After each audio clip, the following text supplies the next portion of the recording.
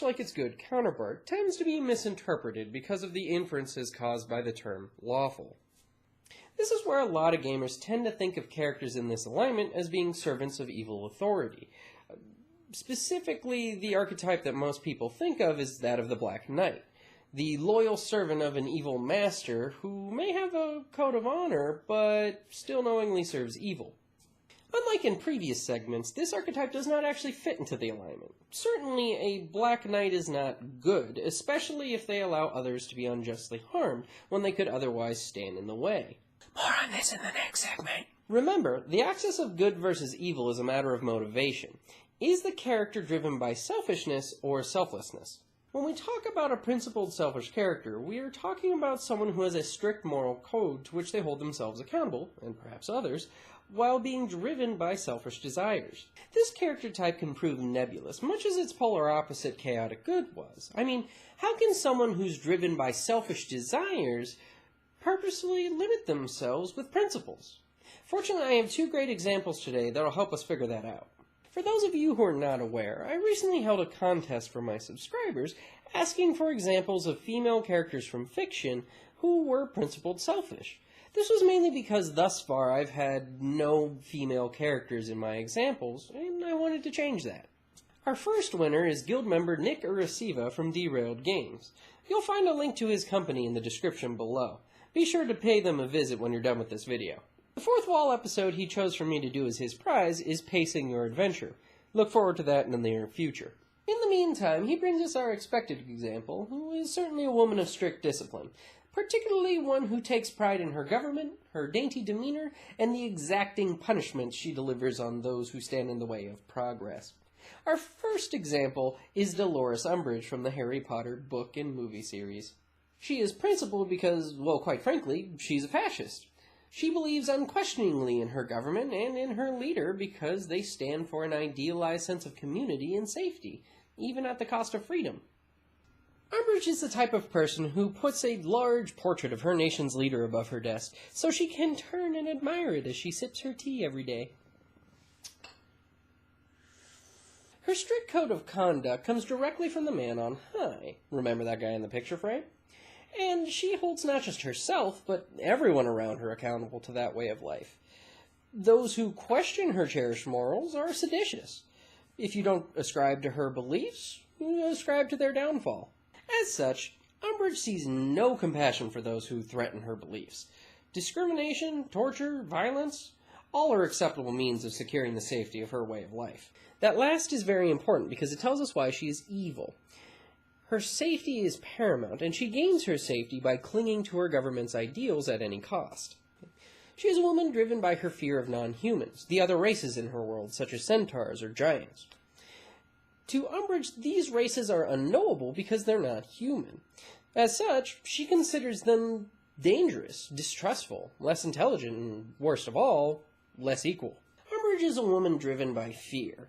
This causes her to cling to the ideals of the seemingly powerful state because they promise safety. And by associating herself with the state, she gains a sense of superiority. And when that is challenged, the state is challenged. And when the state is challenged, her safety is threatened.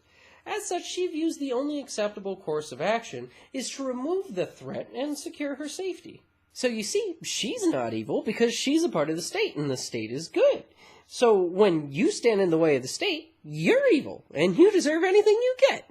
Our next example comes from guild member Flaredrake2093, who has chosen for me to cover guiding player character creation for her fourth wall episode. You'll find a link to her YouTube channel in the description below. If you like My Little Pony or random animations, I suggest you check out some of her videos. For now, she brings us our unexpected example, which is a whole different flavor of principled selfish, mainly coming from the fact that her example is a female machine. Well, not strictly speaking. Technically, she's a genetic life-form and disk-operated system.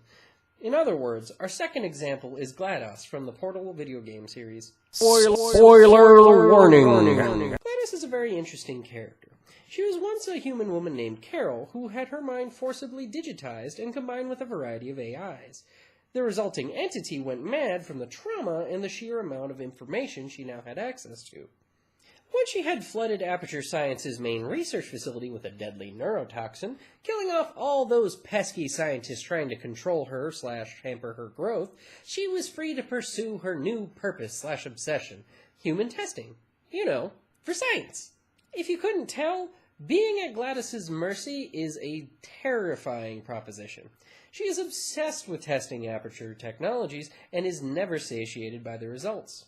Every possible scenario, outcome, and variable must be tested through thorough experimentation, and with her vast intellect, she has quite the imagination to think of new experiments.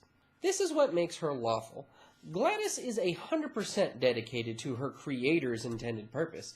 She will research, develop, and test long after society has crumbled. It doesn't matter that there's no end goal for her research. Any new discovery she makes just leads to more testing. Now, what makes Glados evil is that she's not just a machine carrying out a task, she has feelings and desires. Throughout the series, we see that she tests not just because it's why she was created, but because it brings her a sense of satisfaction. That satisfaction is so important that she doesn't care if an experiment kills a test subject, or, say, she had to kill an entire facility worth of people so she can test how she sees fit. Add to this that she has demonstrated her capabilities of hatred, cruelty, and bitterness towards test subjects that resist, and you can see how truly horrifying it would be to be said test subject. Glados is the perfect example that not all insane villains are chaotic.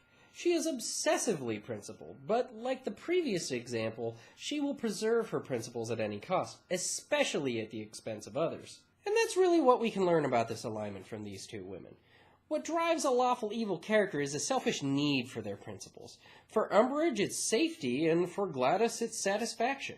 It's not just that a principled, selfish character can serve an evil master loyally. It's that their principles bring them something more important than the lives of those around them. Just as with lawful good characters, a lawful evil character is more than capable of breaking the law or killing their master.